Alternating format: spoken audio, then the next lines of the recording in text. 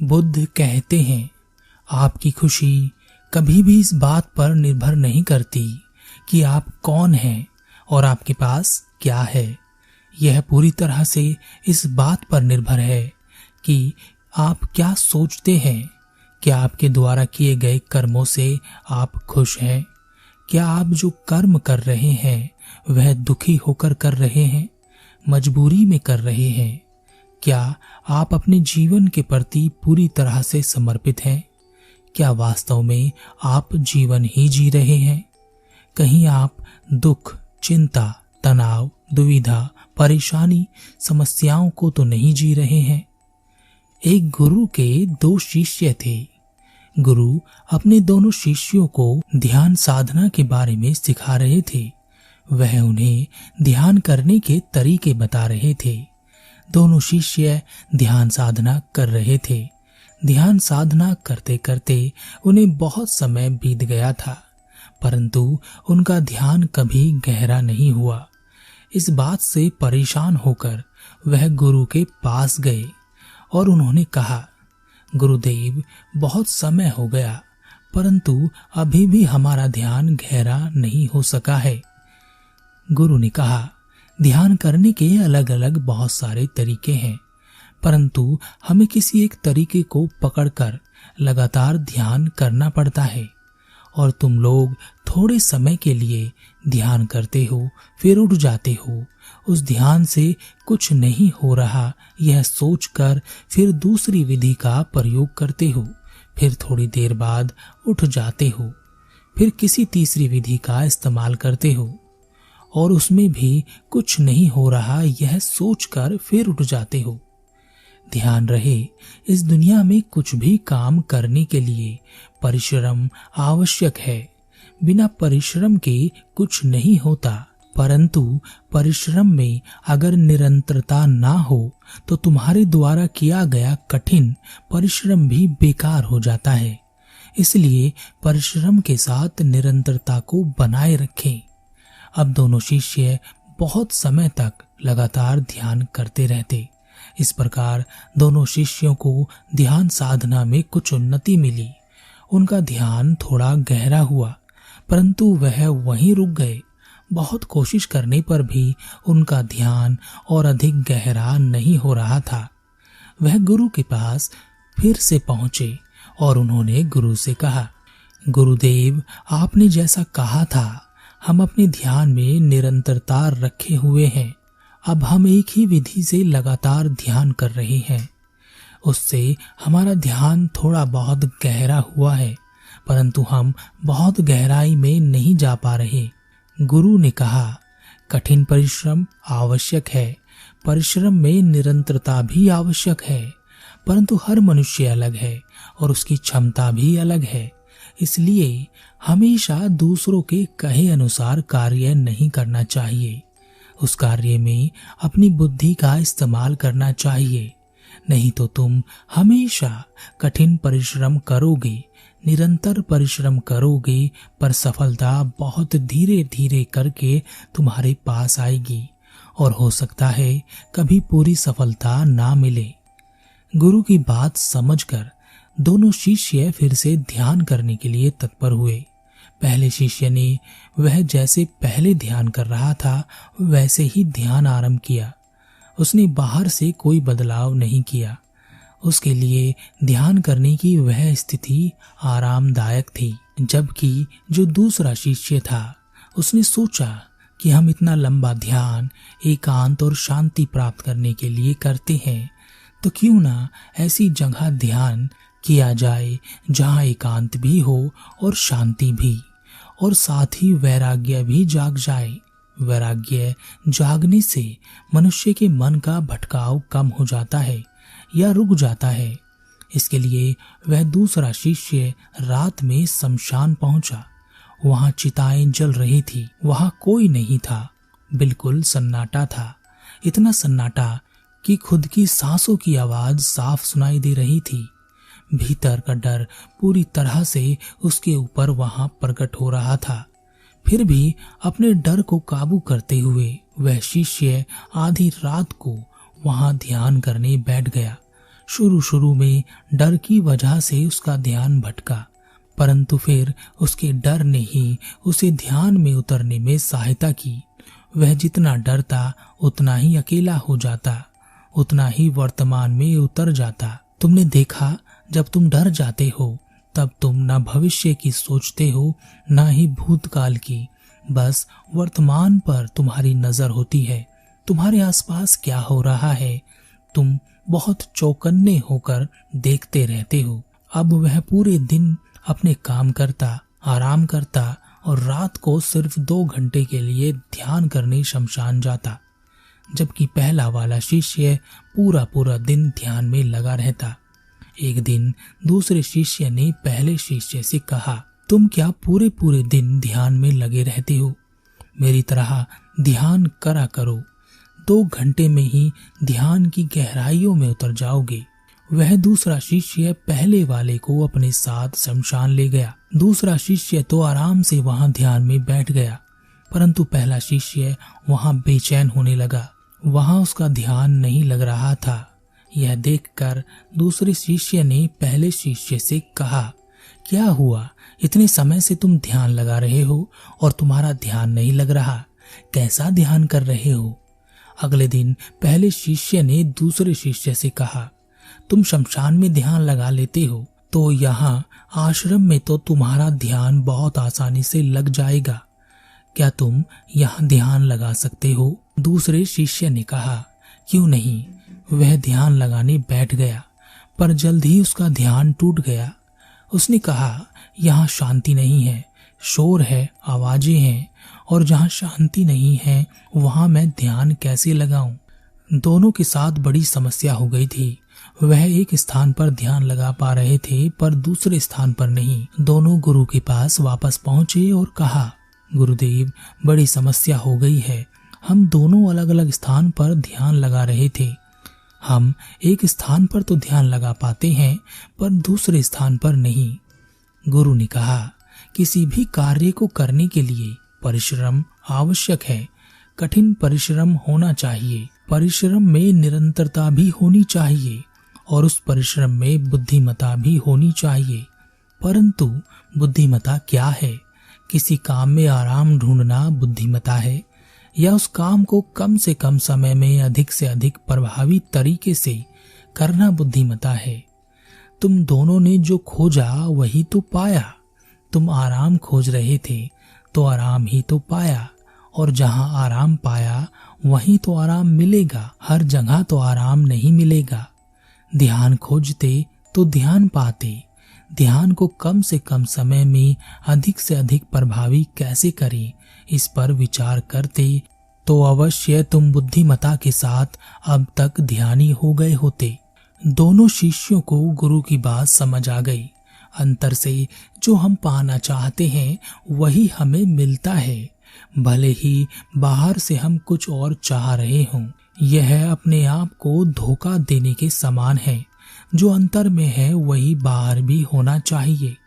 पहले शिष्य ने बहुत विचार किया और अंत में वह गुरु के पास जा पहुंचा और कहा, गुरुदेव, मैं एक लंबी यात्रा पर जाना चाहता हूँ। मुझे लगता है कि मैं वहां वह खोज सकूंगा जो मुझे चाहिए।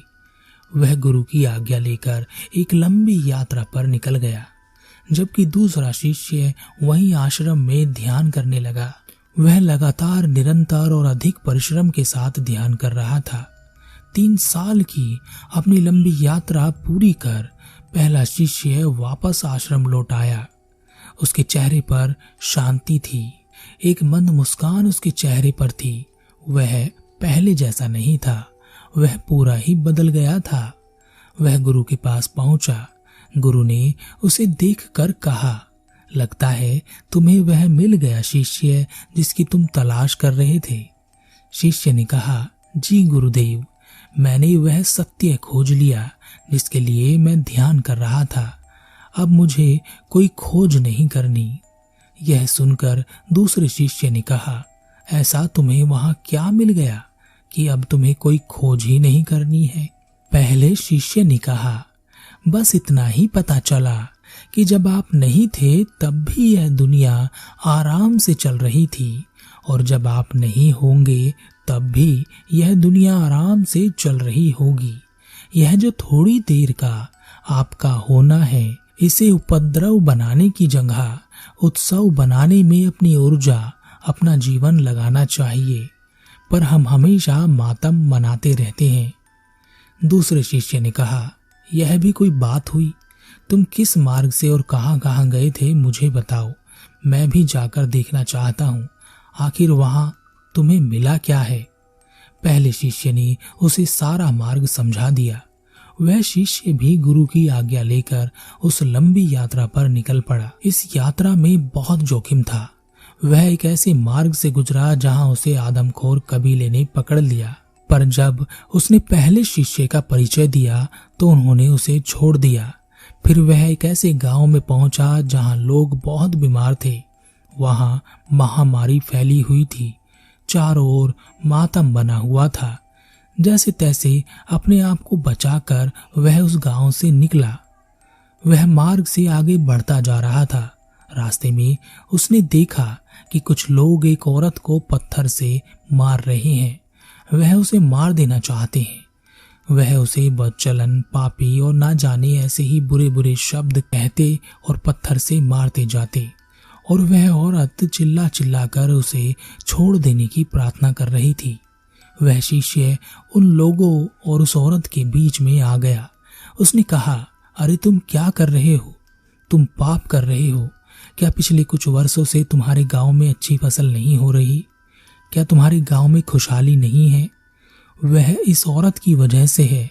इसका भाग्य यही है कि यह जिस गांव में रहेगी उस गांव का भाग्य हमेशा चमकता रहेगा, और अगर यह मर गई तो तुम्हारा दुर्भाग्य तुम्हारे सर पर होगा, और यह तुम्हारे कर्मों की वजह से होगा। उस शिष्य की बात सुनकर गांव वाले घबरा गए और उन्होंने उस औरत से माफी मांगी और उसे अपने गांव वापस ले गए। उस औरत ने शिष्य का धन्यवाद किया और उसे कुछ भोजन उसकी यात्रा के लिए दिया। वह अपनी यात्रा पर आगे बढ़ गया। बहुत चलने के बाद वह एक नगर में पहुंचा। वहां बहुत उपद्रव मचा हुआ था। दो भाई एक दूसरे को मारने के लिए तैयार थे। जमीन का विवाद था।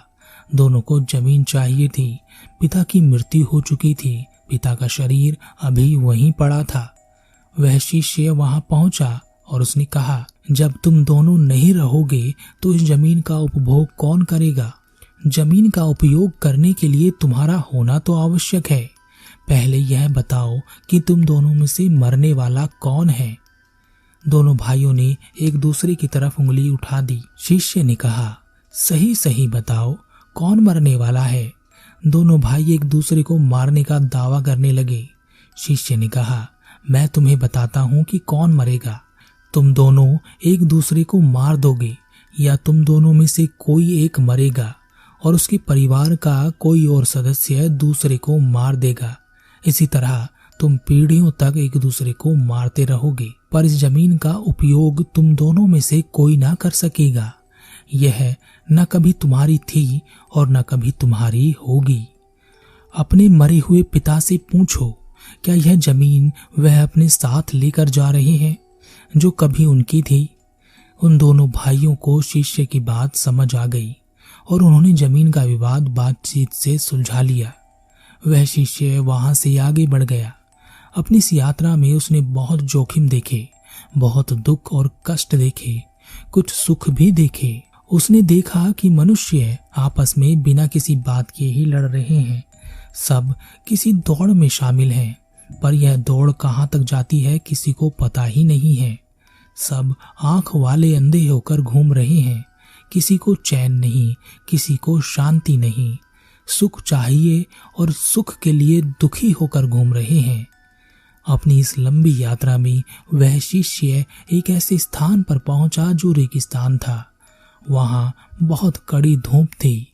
उसका भोजन भी समाप्त हो गया था और वह भूखा प्यासा उस रेगिस्तान को पार कर रहा था, पर वह उस रेगिस्तान को पार ना कर सका। वह गिर गया। गरम तपती हुई रेत उसके शरीर को जला रही थी।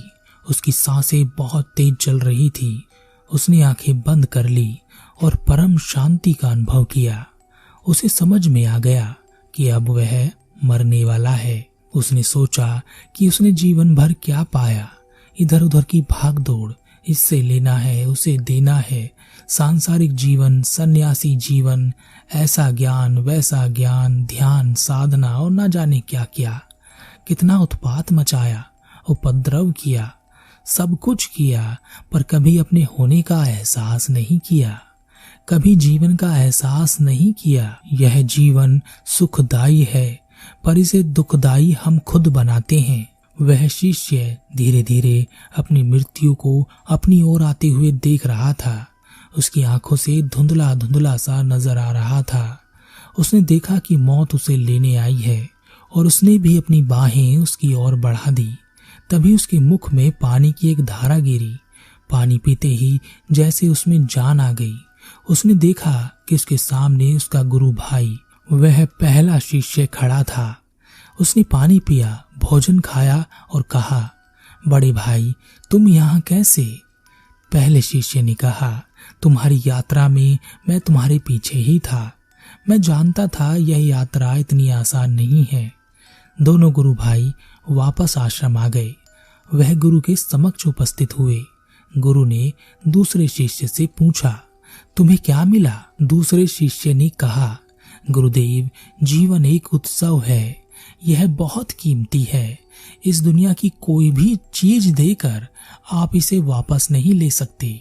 इसे मातम की तरह जीने वाले लोग वास्तव में नर्क में जीते हैं। गुरु ने कहा, परिस्थितियां हमेशा चुनौतीपूर्ण ही रहती हैं, परंतु यह उनके लिए चुनौतीपूर्ण नहीं रहती जो अपने भीतर परिवर्तन करते हैं। हमें एक काम पसंद नहीं है तो हम दूसरा काम शुरू करते हैं, फिर तीसरा और फिर चौथा काम शुरू करते हैं, पर हर बार हम यह नहीं समझ पाते कि काम बदलने की जरूरत नहीं है, हमें अपने आप को बदलना है। हमारे भीतर कुछ ऐसा है जो कोई भी कार्य पूरा किए बिना ही हार मान लेता है। उसे बदल दोगे तो हर काम पहला, दूसरा, तीसरा या चौथा सब पूरे करोगे। दोनों शिष्य फिर से ध्यान साधना में लग गए। इस बार उन्होंने अपने भीतर परिवर्तन किया। अब वह बहुत शोर शराबे वाली जगह पर भी बैठकर शांति में उतर जाते थे, ध्यान में उतर जाते थे। वह अध्यात्म के मार्ग पर भीतर की ओर निकल पड़े। तब उन्होंने उस परम शांति को खोजा जो तुम्हारे अस्तित्व को भी, तुम्हारे होने को भी, होने के एहसास को भी समाप्त कर देती है। पर फिर भी तुम होते हो, पर अकेले नहीं, इस ब्रह्मांड के साथ एक। कुछ लोग हार्ड वर्क करते हैं, कुछ लोग निरंतर हार्ड वर्क करते हैं और कुछ लोग स्मार्ट वर्क करते हैं। पर हार्ड हो या स्मार्ट हो, अगर आप वहाँ खुशी नहीं ढूंढ पा रहे तो दोनों ही बेकार हैं। ध्यान, कुंडली, चक्र, अध्यात्म, इनमें बहुत बड़ी बड़ी बातें हैं, पर अगर एक छोटी सी बात समझ आ जाए तो यह सब बेकार है। और वह यह है, जीवन एक उत्सव है, इसे मातम मत बनाएं। कुछ लोग तो ध्यान, अध्यात्म, ईश्वर, भगवान, जीवन मरण की खोज भी नर्क के समान करते हैं। वह पीड़ित हैं क्योंकि ध्यान नहीं लगता, वह पीड़ित हैं क्योंकि भगवान नहीं मिलता, वह पीड़ित हैं क्योंकि कोई मर गया है, वह पीड़ित हैं क्योंकि वह मर जाएंगे, पर वह खुश नहीं है कि वह जीवित है।